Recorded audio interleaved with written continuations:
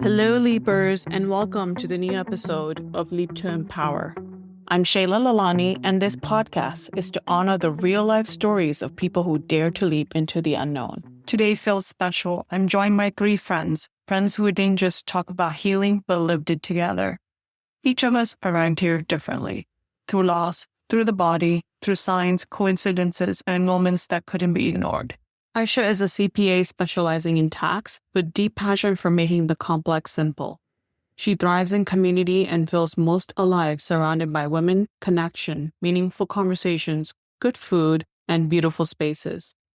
Myra is an Austin-based yoga teacher with over a decade of experience in Hatha, Vinyasa flow, yoga therapy, and trauma-informed practices.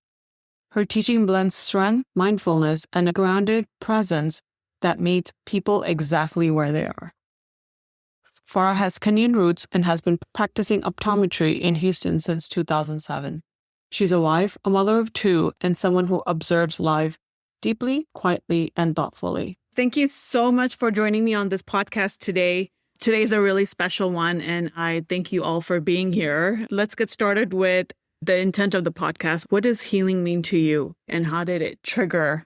How did that awareness come off? Myra, do you want to start off first? For me, I think healing is a remembering of our true nature. It's a return to our wholeness. I think healing starts from conception and birth, which is in itself a pretty traumatic experience. If you can imagine being born, I'm sure for a baby it feels scary, or maybe even like a death in some way, because you're leaving something that's familiar and comfortable and transitioning into essentially a new world. And so that's, I think, the experience of separation. So I think trauma is basically when we experience that separation in some way, separation from love or from wholeness or from source. And I think healing is just a remembering and a returning to that wholeness. That's beautiful. I think for me, healing is basically starts when you become aware that the way you are doing things is a little bit uncomfortable and you want to do things differently and see what you can do within yourself instead of trying to change your external circumstances, what you can do internally to make life better, to make better decisions, and just to get more joy out of life. For me, I didn't know healing existed. Shaila used to talk to me about all these books she used to read, and I used to dismiss her.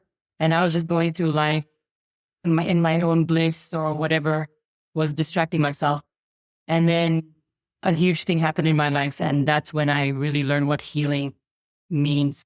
And it is finding yourself and just being okay with who you are. That's beautiful. Thank you for sharing what it means to you. But let's take a step back and discuss, how did it all begin for y'all? What was happening in your life when you realized something needed to shift? There was many moments throughout my entire life where I felt pain or I was suffering in some way. And it's like when you hit rock bottom, you feel like there's nowhere else to go but up. It's like you're yearning to feel peace or to feel okay and not feel pain or suffering. And so that yearning leads you to exploration of how can I make myself feel better? And when sometimes things have to get really bad because it requires change. You have to change something in your life. And that's hard and scary too. And so when the discomfort you're experiencing becomes stronger than the fear that you experience about reckoning with change, I think that's when you're motivated to take steps to heal. And the biggest thing for me, I think, was when we moved to the Austin area. It was 2012 after Camille was born. She was a month and a half when we moved from Houston to Austin. And I left my family and friends. I didn't know anybody, and I was trying to lose the baby weight, and Cameron just started work, and I was alone a lot with two kids, and I felt really overwhelmed and lost. And a part of me knew, like, I have everything you could have ever wanted. I have two kids, a boy and a girl. I feel so blessed. I'm living in Austin, the place where I always wanted to live my whole life. But for some reason, there's still this emptiness inside of me. And I feel like I don't know who I am because I have everything I thought I wanted, and I still don't feel happy or whole. And so I started this journey. I basically decided to become a student of happiness. What makes people happy? I started watching Oprah and the doctors and watching like self-help shows and reading books. And like I immersed myself, and I joined a local gym, YMCA.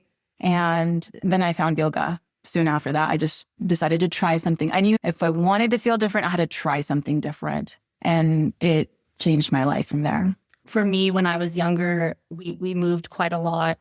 And so I grew up just emotionally kind of detached. And then maybe 10 years ago, I lost somebody very important to me. And that was something I could not detach from. And I realized I started going into this phase of distracting myself and just, on one hand, you could say I was trying to live life to the fullest, but on the other hand, I also recognized that there was some element of distraction in there. And that kind of started me questioning, well, what is it that I really want? What actually makes me happy? What is the meaning of all of it? And that, along with talking to Myra and talking to Shaila, and kind of everything happened at the same time. And gradually from there, learning more about myself, learning more about my patterns, the way I function, and again, how to make my life more full of joy. So I was going through my blissful life, and my mom got sick and then she passed away. And then I questioned, what is the purpose of life? Because everything was okay and she was my backbone. And when you lose your backbone, you don't know what to start again. And because she was so into her religion and praying, and this still happened to her, that's what triggered the shift in me to know more about what this all means. Thank you for sharing. We all go through different paths in our life where we realize something is missing and we're just not in that awareness. And that's fine. Like Farah said, we were in our blissful life and until something big happens and we realize this awareness and this shift that, okay, something is not right. Yeah, I agree. And I think being a child of immigrants too, my mom married my dad when she was 19, and then I was born 9 months later, and they were not planning on having a baby that quickly, and they had just moved to the US. And so for me, it was a pretty unique experience being a child of immigrants. They were practically children themselves in a new country with a new daughter. And so I grew up really feeling like I don't belong. And even I remember visiting Pakistan, and even there I felt like an outsider. And so I was always searching for a sense of belonging. I think now looking back, I feel like this was a part of my soul curriculum. I was meant to feel different or struggle with a sense of belonging and self-worth and self-acceptance. Like I became a people pleaser essentially because I felt energetically sensitive. So I could feel from a very young age, I think even before I could speak, I could feel the tension growing up. My parents struggle. My dad, he was a nuclear engineer. And when he moved to the States, he couldn't get a job because he was a foreigner. And so eventually he went back to school, got a second master's in chemical engineering. And my mom was working, and I can remember this, and before my brother was even born. And my grandfather, who brought my mom and his family here, my grandma and everyone, ended up leaving everyone in the States and went back to Pakistan to marry somebody else. And that was super traumatic. And I became very easygoing and a people pleaser just to make things easier from everyone else because I wanted to feel loved. And I functioned that way for most of my life, to be easy and not rock the boat and to be whatever you need me to be so that I don't feel abandoned by you. And I think that was a big part of my healing journey, to learn how to love and accept myself before looking for it from others. So what's happened when you realized, okay, this is the moment in my life that I need to make a change internally, right? And what steps did you take to live life every day from there so that you can be true to yourself? I think for me, it was a lot of trial and error. So I tried conventional therapy. I tried yoga, meditation, reading self-help books. And I think it depends on the day. Some days I'm in the mood to read something that's going to make me feel better or make me think of things differently. Some days it might be an Instagram post. Some days it might be going to a yoga class. I think at the end of the day, anything that makes you go within yourself and really sit with yourself and your feelings is healing for me. For me, after what happened, I was given this book by one of my really good friends' mother-in-law, and one of my mom's one of her best friends. And it was called Many Lives, Many Masters. And that book is what changed my whole perspective of this life. And when I came back to Houston, I was telling Aisha and Shaila about it, was just telling them about this book. And then Aisha was like, oh, Myra just told me about this book too. So it was all very synchronous, and that's how we all came together. Well, that's how I think we came together and to go through this journey. And then what I started doing was one of my friends in Nairobi was, you should try sound bath. And when I tried the sound bath, that was an amazing experience for me. And then I started looking more into meditation, taking some time to myself. And that's what really helped me. I want to add one thing to what Farah said. I think she read that book and I read the book. Myra had read the book. We talked about it. And around the same time, I started realizing that people around me seemed so asleep and distracted like I was not too long ago. And I think just the awareness of being able to see that difference, and that's okay. That's just where they are in their journey. But when you witness it, it really made me realize, okay, I am changing. I am evolving. Not in a way where like I'm better than them, just I'm past that phase of my life. And now I'm ready to move on to this next journey of healing. I remember very vividly when I read that book, Many Lives, Many Masters, is in 2018. And I think that was almost another chapter or two for me, getting introduced almost the metaphysical, right? Yoga was one step further than where I had been. And then reading that book and really getting into concepts of spirit guides and the in-between lives and like all of that stuff where I just didn't really think or entertain all of that. But I grew up in a Muslim household and I was actually a psychology major and I became agnostic for about 10 years or so until I found yoga. And then even after that, I started studying spirituality and Buddhism and Hinduism and even Sufism, really exploring different ways to believe in something bigger than this material world that could make sense. Because I'm practical, I'm logical, I need it to make sense for me to accept it as a truth. And when you hear concepts like energy cannot be created nor destroyed, but when you think about it through spirituality, it makes sense, like how we are energy, we are all energy. And so it cannot be destroyed. And yeah, I think it's a journey of evolution and we are exactly where we're supposed to be, going through what we're supposed to go through to prepare us for the next step. And when I look back, I understand everything, even like the really tough moments in my life were happening in divine order, exactly how it was supposed to happen. I agree. Many Lives, Many Masters is the book that brought us together for sure. Yes. And I think that after we read that book, we read many more books after that we shared with each other. And then we went down this path of, oh my God, oh my God, oh my God. And then it's like we needed to find some balance, even though you may sometimes talk woo-woo and others may not understand, but that's okay. I feel blessed to have you to share this moment. It makes a difference to have people around you who understand you and for you to feel safe to share whatever you want. So through this journey, I think one of the things that we have realized is signs. Do you remember? Like signs became a thing, like SIGNS signs, right? And then we started to look for signs. What did you think about that? If we probably say that to somebody else, they'd be like, okay, come on now. How did you realize that this sign was a thing for you? Okay. So again, everything that comes back to after my mom passed away, one of my friends was like, find a sign for your mom. So that way, when you see it, you feel some sort of comfort that she's there. So my sign for my mom is a rainbow and a ladybug. And every time I see them, it's amazing. And all of you guys know about it too. So to be honest, sometimes I still think I'm crazy because I'll be like, wait, is that a sign? But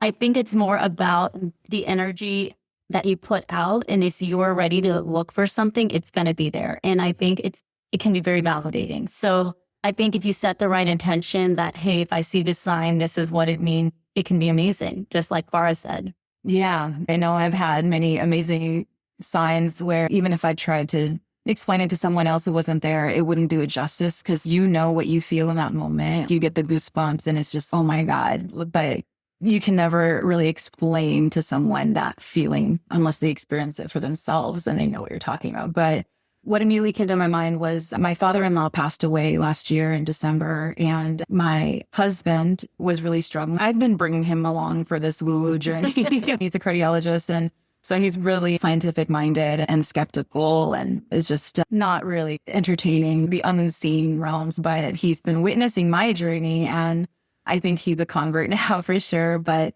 when his father passed away, he was, of course, struggling and there was so much sadness and grief, and he wanted a sign from his dad.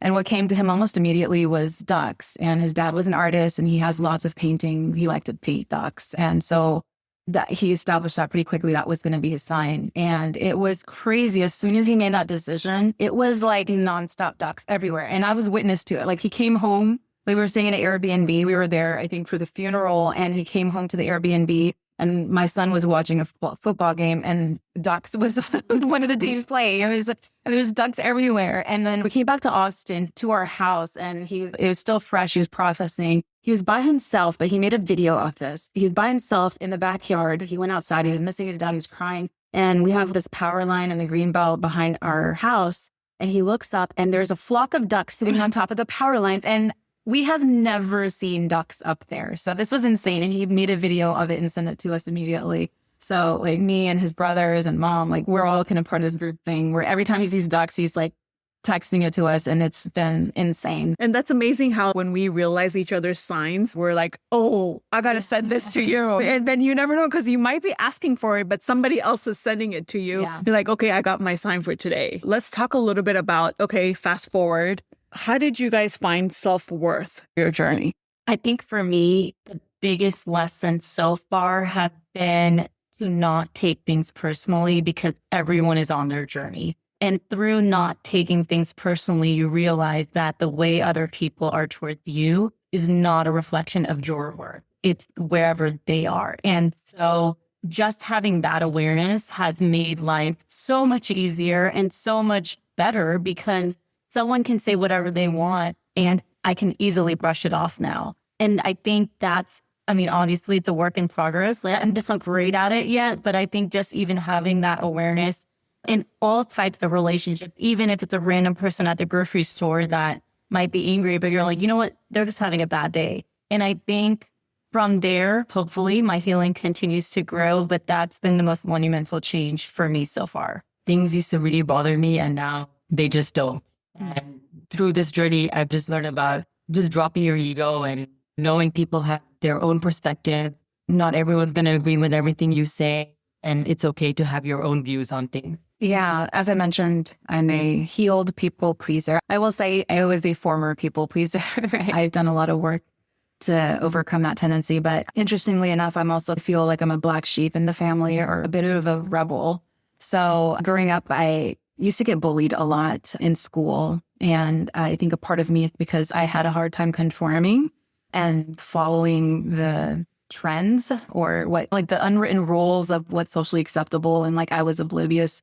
So I had this social developmental delay, which made me stand out or seem weird to people. And so because of the bullying and being outcasted and struggling with a sense of belonging, and then also being a rebel, like it was just like this perfect kind of mix of just angst and feelings of low self-esteem, low self-worth, and not accepting myself. And so I tried to do whatever I could to feel accepted by others so that I could accept myself. But through my own journey, through yoga and like studying spirituality and all these things, I do believe that everything is a mirror, and that our soul has a certain curriculum in this lifetime, and we're meant to go through certain experiences to learn certain things. And for me, it was how to love and accept myself. And kind of what Aisha was saying, there was this quote, it's one of my favorite quotes: your perception of me is a reflection of you, and my reaction to you is an awareness of me. And like she was saying, if someone else either criticizes me or loves me or thinks I'm amazing, it has very little to do with me. And it says more about who they are and what their value systems are. And it says more about them than it does to me. So what I try to practice is it's equanimity. It's a state of neutrality, no matter what highs or lows you're going through. I mean, no matter the praises or the criticisms, you know who you are. And there's this anchored sense of self. And so you're keeping your ego in check, essentially. I agree. For me, I think it's about the triggers. We realize when we're triggered and we're annoyed, it's not about somebody else that annoyed us or did something. It's about our reflection, right? Our reflection towards that. I think for me, that's been one of the biggest tools to learn, is when I am triggered. Now I can pause and be like, wait a minute, why am I triggered? What am I seeing about myself here that maybe I need to pay more attention to? And I think before I wasn't thinking like that. So now it's like an opportunity rather than, oh man, I feel bad again. People still trigger me. It's really funny because if I am home and Anis comes home and I'm not having a good day, everything is his fault, right? And at that moment, he knows that something has triggered me. He'll listen through it all and let me just vent it out. But then he'll be like, what really happened? Who said something to you? Are you okay? It's so funny that he's caught on and he'll say that because he knows it's not about him. He knows that this is not a normal.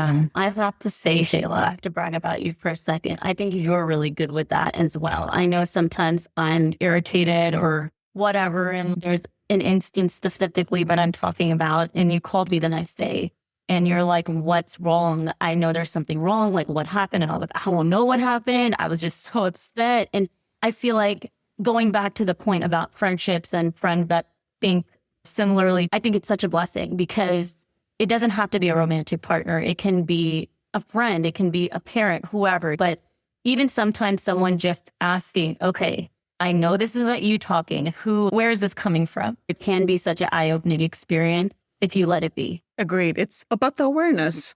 It's true, Shaila, you do that. Thanks. And it's important to have clear or clean mirrors in our lives, not people who just reflect back to you the good, or even the people who may be reflecting back the bad, like people who tend to criticize or nitpick. Like we need to have mirrors that are clear, like they reflect the good and maybe the things that you could be working on lovingly, of course, but we don't want to be in an echo chamber where everyone around us always agrees with everything. Agreed. So as we discuss self-worth, what does money beyond numbers mean to you guys? Does that spiritually mean anything when it comes to financial empowerment? For me, it means freedom, just having the freedom to live the life that you want, whether that means for me, like being able to travel or being able to do the hobbies that matter rather than just being chained to a debt. I'm a very practical person. I'm an accountant, so I feel like there has to be balance, but it can't just be about bottom line numbers. There has to be some opportunity for you to do what makes you feel good in your own life, aside from work, aside from your career, what makes you you. And then you have the time and the freedom to be able to do that. I see things in terms of energy, and I see currency as energy too, money.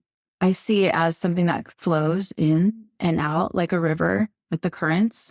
And so I think for me, the way I try to think about it is having an abundance mindset rather than a scarcity mindset. And so when I give of myself freely and I flow my gifts into the world, I feel like whatever I need comes back to me. I'm taken care of by the universe. And sometimes that's not money, right? I'm a yoga teacher. I don't make a lot. So for me, my mind has always thought differently. I feel like I have a lot to offer. And I also feel like, thank gosh, I'm taken care of when it comes to finances because of my husband. And I don't have a lot of thoughts about money. I try to be mindful overall, and I just know that I'm going to be taken care of. Like it flows in, it flows out. So I try not to worry too much. I try to live in that surrender state. Yeah, so I think it's a little bit of both of what you guys said. Freedom. It gives me freedom to do what I want to do. And I also do think it is energy coming in. But I never had really worried about money. I'm so thankful to say that. Yep, gratitude. And I don't know if this is relevant, but I also, to mirror what Farah and Myra said, I'm very, very blessed and grateful. I haven't really thought much about money, and I think it's because of the way I was raised. It wasn't really a topic of too much discussion in my household, and that kind of carried through to me. But I know in the South Asian community, especially here in Houston, children of immigrants, I know it has been something that others might have struggled with. And going through that healing journey, it makes you see why people are the way they are based on what they might have gone through with money. Yep. And so if you disagree with the way someone spends or doesn't spend, or the way their attitude is with money, I think looking at it from their perspective became much easier for me once I started going down this healing journey, because it made me realize the impact of our childhood on the way we are as adults. I think at the end of the day, that's the biggest change, was just how important is our childhood to who we become as adults? And at what point do we allow it to be a hindrance, or do we allow it to be a lesson that we grow from? And I think the money thing it's a very easy lesson to see, because you can just talk to someone and ask them how their childhood was with money. And that's a very black and white answer. It's easy to see.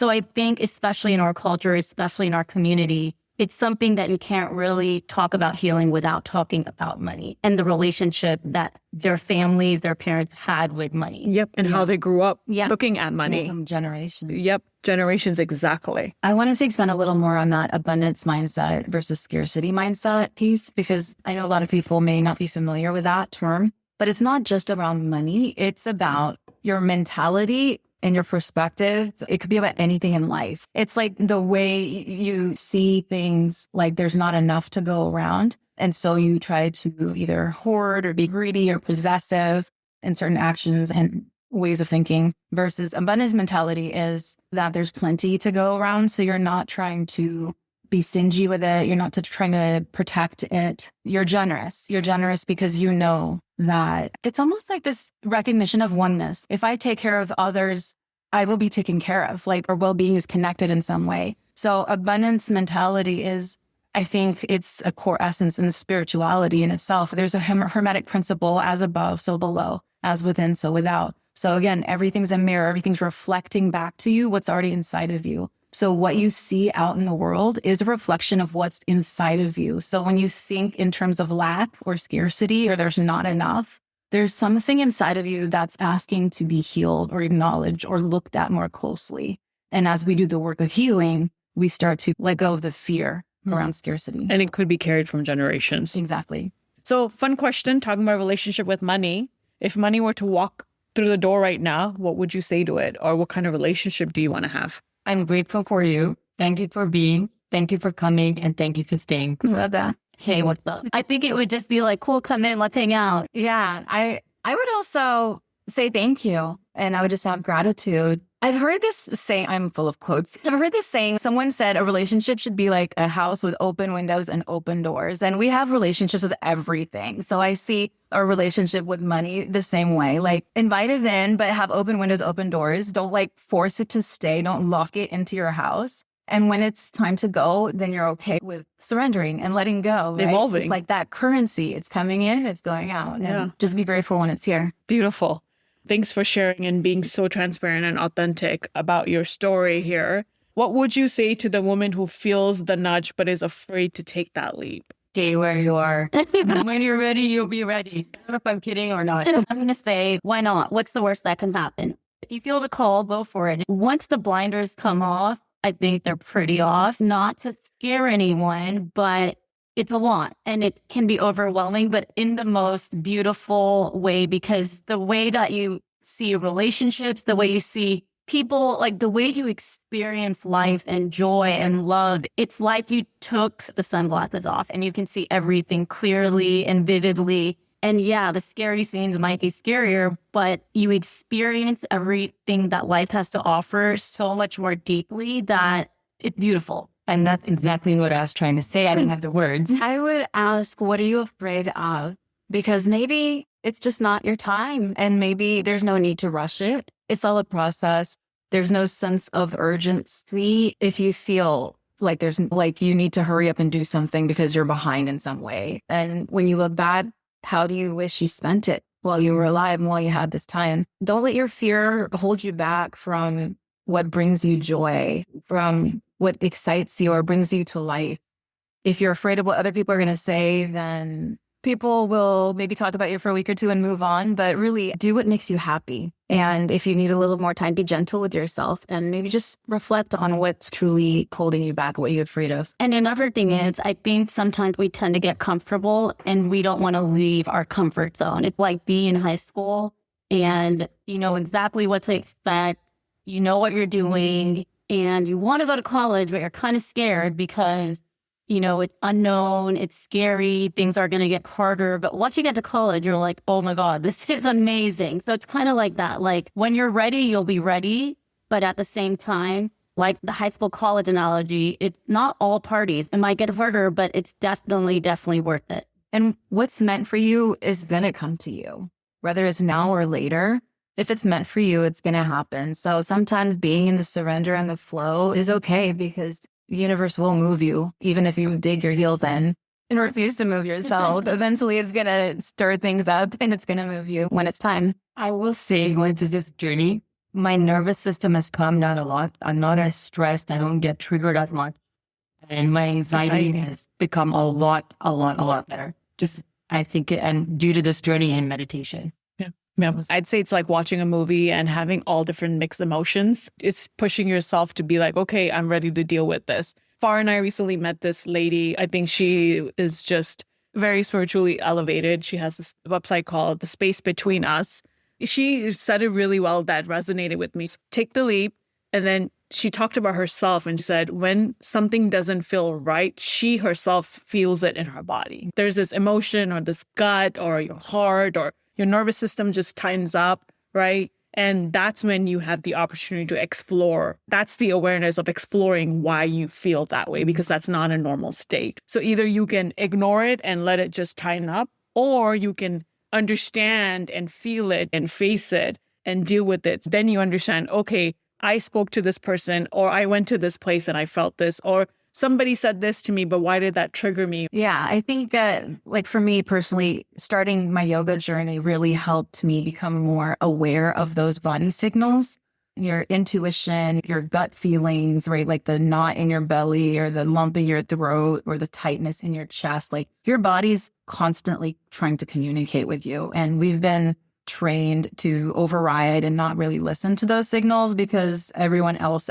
outside of us is trying to tell us what to do or how to think or how to act. And we override our wisdom. And I think yoga really helped me return back to my body's wisdom, my intuition. And so that dissonance that Shaila was describing, like when you know something's off, like you really need to be attuned with yourself to be able to pick up on that. And we want to be in harmony again. We want to be in homeostasis where there's a feeling of okayness or a peace, or you feel it in your body to recognize that no matter where you are, who you're with, what you're doing, you have to pick up on those cues to know what's good for you or what's maybe not ideal for you. So truth or one advice that you wish you knew 5-10 years ago when you started your healing journey or this journey of awareness? I would say no, because I do believe in divine timing. So I feel like 5 years ago, I was exactly where I was supposed to be. And so for me, it's about just be in the present moment instead of wishing you were somewhere else in the future or in the past. We worry so much about what could happen, or we live in regret or resentment, or it's sometimes hard to forgive. And all of these things take us away from the present moment. And I think that's what life is about, being in the present moment. Mine would be, when we were growing up, we used to pray a lot. And I learned that we shouldn't pray with any ego, because I think that's what I was doing. And you just pray for the highest good, and whatever's meant to be is going to be. For me, I mentioned detached. I think I was always very afraid of having strong emotions about anything. And past couple years, I've learned that emotions come and go. They can be extreme. They can be subtle.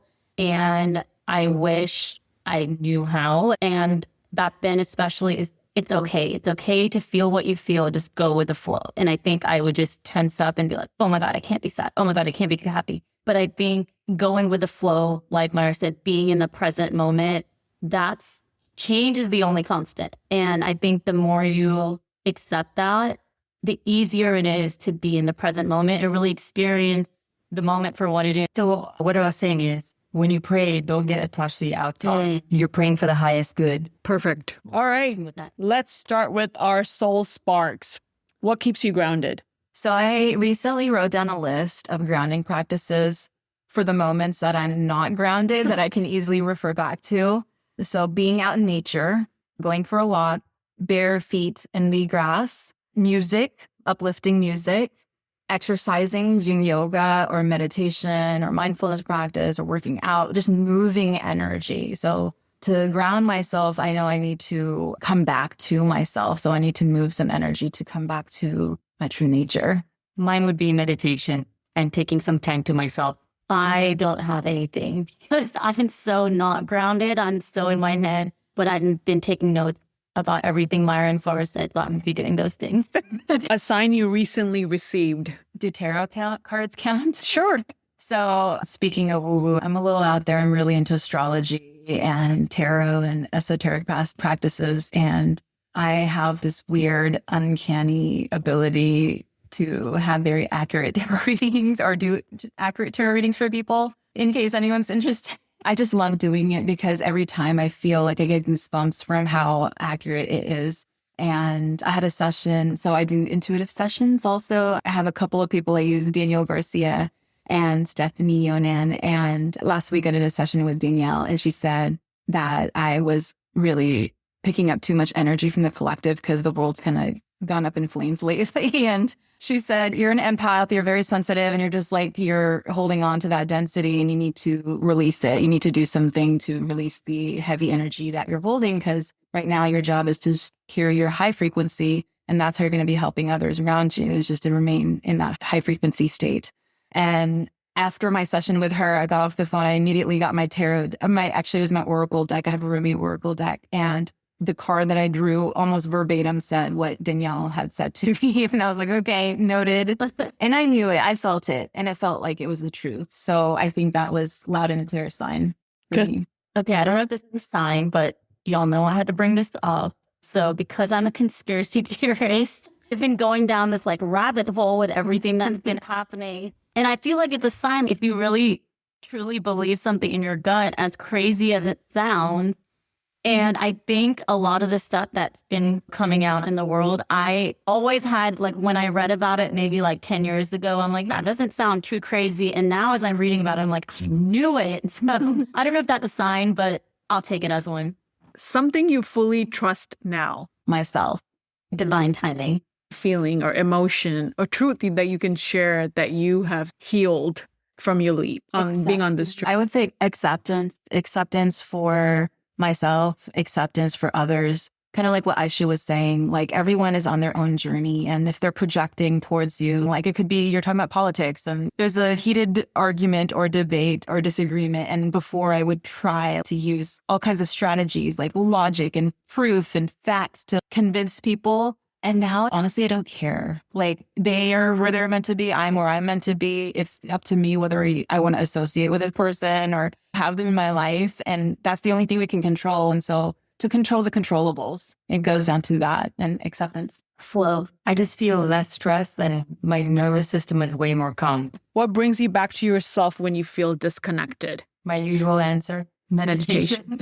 Oh, and playing sports. That keeps me grounded. All the things that I said that keep me grounded. For me, spending time with my friends, because sometimes, or my loved ones, because sometimes they see the best in you when you can't see it in yourself, and they remind you of what you bring to the table. And for me, sometimes I need that. Yeah, that's a good one. I think community is really important. And there's we have social media where there's this illusion of connection, but people are more disconnected than ever. And so I think it's really important to have community around us. One thing you no longer tolerate. Where should I start? No, I'm kidding. I think for me, it would be victim mentality when it comes to myself and when others do it. I can have compassion for them, but from afar, I think I've become more energetically sensitive since starting this journey. And now I just can't be around that. It just pushes me away. And again, with compassion, but I just don't want to be around that energy. You set your boundary. Yeah. I would say disrespect for me. If someone tries to make me feel shame or blame me or criticize me to try to control my actions or make me feel like I have to do something or I shouldn't do something or I'm wrong for thinking or doing something, it's like a huge red flag. If someone's trying to control me in any way, my actions, my thoughts, my behaviors, I will pull away. I agree with Myra on that one. Disrespect for sure. One bold thought you want to leave listeners with today. Take the leap. Just be. I think we stress way too much and we try to control things way too much. Again, going into worry, anxiety, fear, all of these things. So just be with yourself, really learn who you are. In yoga, it's called Svadhyaya, self-study. And that's one of the principles in yoga philosophy. So when you are with yourself, whether it's meditation or solitude or gardening or painting or whatever you do by yourself and spend time with yourself, I think that's one of the biggest things we can do. I'm just going to say smile, laugh, and enjoy life. it's joy for me, because sometimes we take things too seriously and we forget to have fun and look for joy in our life. In this healing journey, especially, I'd say sometimes you get so focused on it that you forget to have fun. Just find the joy, have fun. Everything's going to be okay. You will be okay. So thank you so much, ladies, for joining me today. This was amazing. Absolutely. Thank you for having us. I hope you got something out of it for yourself. Looking forward to it. Thank you so much. Thank you, Shaila. Today's conversation is a reminder. Healing is not about becoming someone new. It is about remembering who you were before the world told you who to be. Once awareness begins, life starts to look different. You begin to see the mirrors, the signs, the invitations to grow. And when you surround yourself with people who are willing to look inward, something powerful happens. You realize you are not alone on the path. And the greatest gift on this journey is simply having people who see you. If this conversation sparked something in you, share it with someone who needs it. And remember, your leap doesn't have to be perfect. It has to be yours. Your story is the light someone else is waiting for. Until next time, keep leaping, keep believing in your magic.